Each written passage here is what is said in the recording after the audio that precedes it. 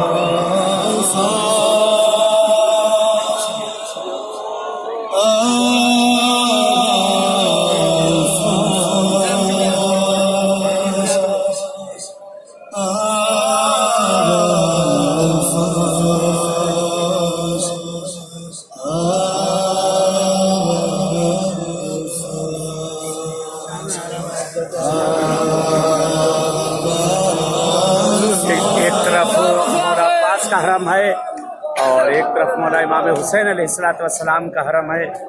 और ये मातमी दस्ते इस वक्त यहाँ आए भी हैं। कल 9 मुहर्रम है और ये सरजमीन करबला है, बारगाह मौला है। ये दुआ करते परवरदिगार से कि परवरदिगार मौला इमाम ज़माना का ज़हूर कर दे, पालने वाले आका का ज़हूर कर दे, मौला का ज़हूर हम सब के लिए बाइस आफियत रहमत करार देना परवरदिगार।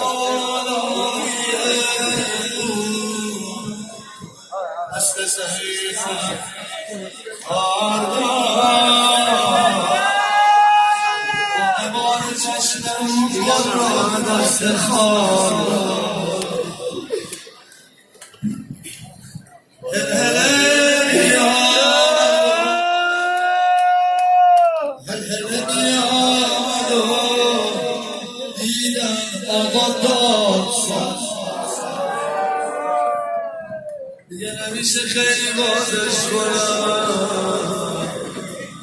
زال خونم و رد شد هلهلمی آمد و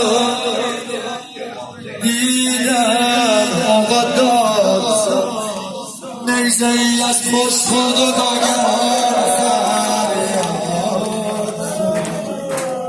امیر عبدالله که رسیدن خونه بلند بلند ها بشد یک نفر زد با عمود و بین ابرو جا گذاشت یک حرامی نیزش را بین پهلو جا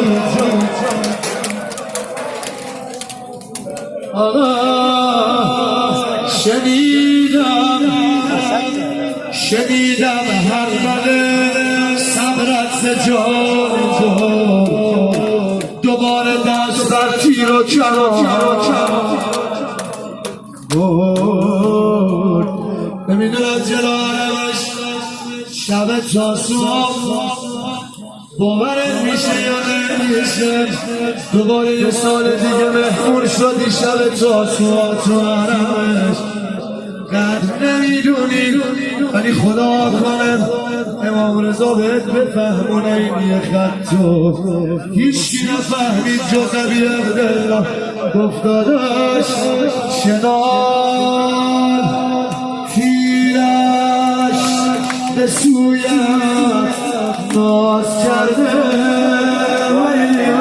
कार से पालने वाले से شنان تیرش به سویم नजारों के सबके में कार तमाम दुनिया में जहाँ के यूरोप सबकी हिफाजत करना ای داداش نیزدار آمده یا تو پر از نیزه شد بالا بزن آقا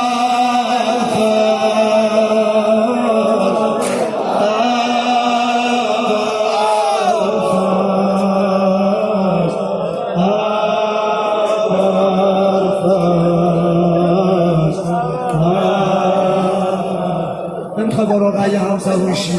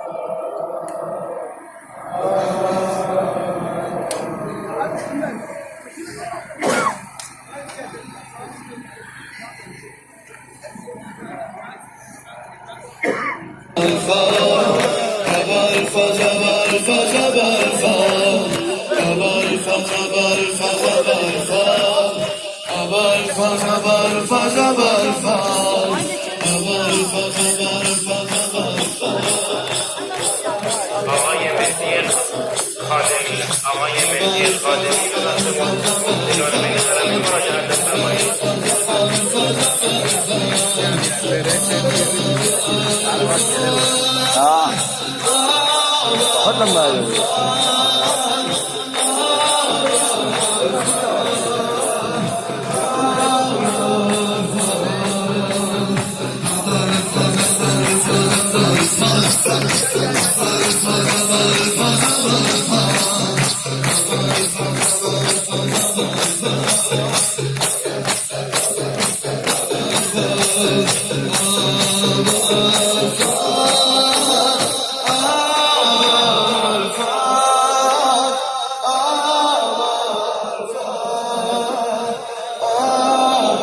ये हलीम वगैरह पकाया जा रहा है और सुबह के लिए तैयारियां हो रही हैं। सामने मौलाना हुसैन सलाम का हरम है।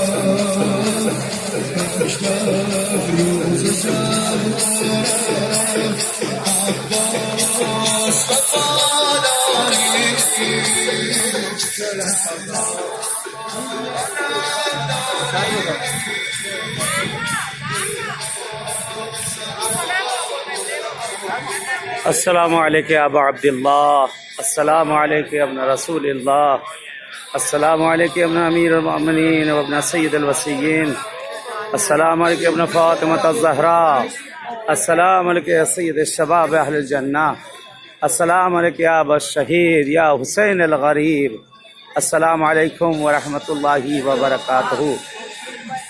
सामने बहरहाल ये अलम वगैरह है, आप लोग देख लीजिए यहाँ के जो अलम वगैरह होते हैं ये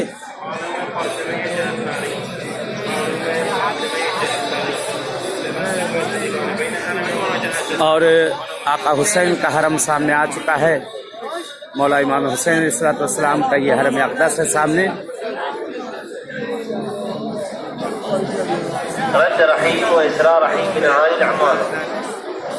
رد رحیم و اسراء رحیم نہا العمارہ. یہ اگر آپ لوگ کو یاد ہو یہ کربلا کا بہت ہی قدیمی ترین یہ فوٹو ہے.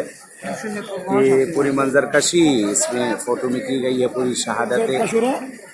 بہت قدیمی فوٹو ہے کہ یہ پہلے گھروں میں گاؤں قبیلوں میں دکھائی دیتا تھا، لیکن دھیرے دھیرے بیان وہ نہیں ہے. سامنے یہ خیمہ گاہ ہے جو گنبد نظر آ رہے ہیں.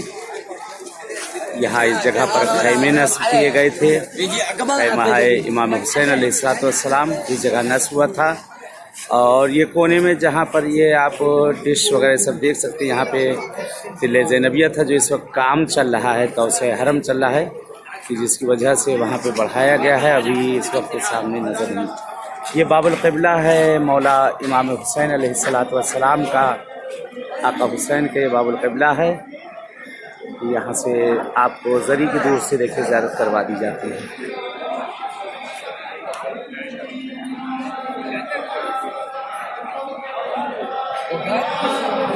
السلام علیکم یا عباد اللہ، السلام علیکم ابن رسول اللہ، السلام علی الحسین وعلی علی ابن الحسین وعلی اولاد الحسین وعلی اصحاب الحسین. السلام علیکم ورحمۃ اللہ وبرکاتہ.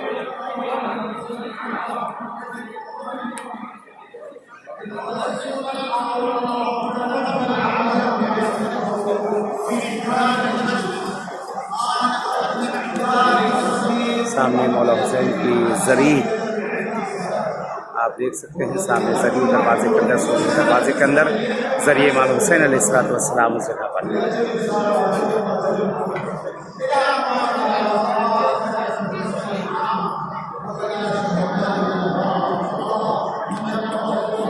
یہی وہ دروازہ ہے، یہ وہ جگہ ہے کہ جہاں سے کاروان بنی اسد آتا ہے اور یہاں سے پرسہ دیتے ہیں. یہ خیمہ گاہ ہے. خیمہ گاہ کے سامنے سے اس روڈ سے یہاں جلوس اندر آتے ہیں اور یہاں سے ہوتے ہوئے جلوس سیدھے آقا حسین کے حرم میں جاتا ہے. اور وہاں کے بعد پھر صحن سے نکلتے ہوئے بین الحرمین اور مولا عباس کے حرم سے باہر نکل کے وہاں پہ جلوس اختتام پر ہوتا ہے. چلیے بہرحال اس وقت سرزمین کربلا پر آقا حسین کی بارگاہ میں آ کر کھڑا ہوں اور مولا حسین کے حرم کے سامنے ہوں. آقا سے دعا کرتا ہوں، مولا سے دعا کرتا ہوں کہ مولا جن کے بھی دلوں میں آنے کی تمنا ہے، جن کو بھی دلوں میں پہنچنے کی یہاں تمنا ہے، جو آنا چاہتے ہیں مولا ان سب کو آنا نصیب کر دیجیے گا میرے آقا. خاص طور سے ان لوگوں کو جو مریض اور بیمار ہیں، گھروں میں ہیں، ہاسپٹلوں میں ہیں، جہاں جہاں پہ ہیں، بہت سے لوگوں کے لیے اعتماد سے دعا کہا گیا ہے. ان شبوں کے صدقے میں، اس سرزمین کربلا کے صدقے میں، اس ماہ محرم کے صدقے میں پروردگار تمام مریضوں کو صحت عنایت کر دے. جو اپنے بچوں کے لیے پریشان، ان کے بچوں کو مستقبل کے لیے پریشان ہیں، بچوں کی روزی روزگار کے لیے پریشان ہیں، بچوں کے لیے پریشان، ان کے کاروبار کے لیے پریشان، دعا کرتے ہیں اس زمین کربلا کے صدقے میں پروردگار سب کے بچوں کو، ان کی نوکری، ان کے کاروبار، ان کے مستقبل کو ان کے جو ہے پروردگار صحیح کر دے. جو پڑھنے لکھنے والے بچے ہیں ان سب کو کامیابی عنایت کر دے. معبود جو گودیاں ویران ہیں اس زمینوں کے صدقے پروردگار ان گودیوں کو تو آباد کر دے. جنہیں اولاد دی انہیں نیک و صالح بنا دے. اے میرے معبود جنہیں اولاد دی ہے، جو اپنے بچوں کے رشتوں کے لیے پریشان ہیں، انہیں برابر کے رشتے عنایت کر دے. انشاءاللہ اس سرزمین کربلا پر آپ سب کے لیے نائب الزیارہ ہوں اور دعاگو ہوں ان جگہوں پہ. آپ سب کی طرف سے، آپ سب کے اہل خانہ کی طرف سے انشاءاللہ خدا ان زمینوں پہ آنا آپ سب کو، ہم سب کو نصیب کرے. چلے انشاءاللہ اجازت چاہتے ہیں. جیسے ان مقامات پہ آپ سب سے ملاقات ہوئی ہے، ایسے انشاءاللہ پھر اس زمین کے اوپر، اس زمین کربلا کے اوپر انشاءاللہ آپ سب سے ملاقات ہو. تب تک کے لیے اجازت چاہتے ہیں. والسلام علیکم ورحمۃ اللہ وبرکاتہ.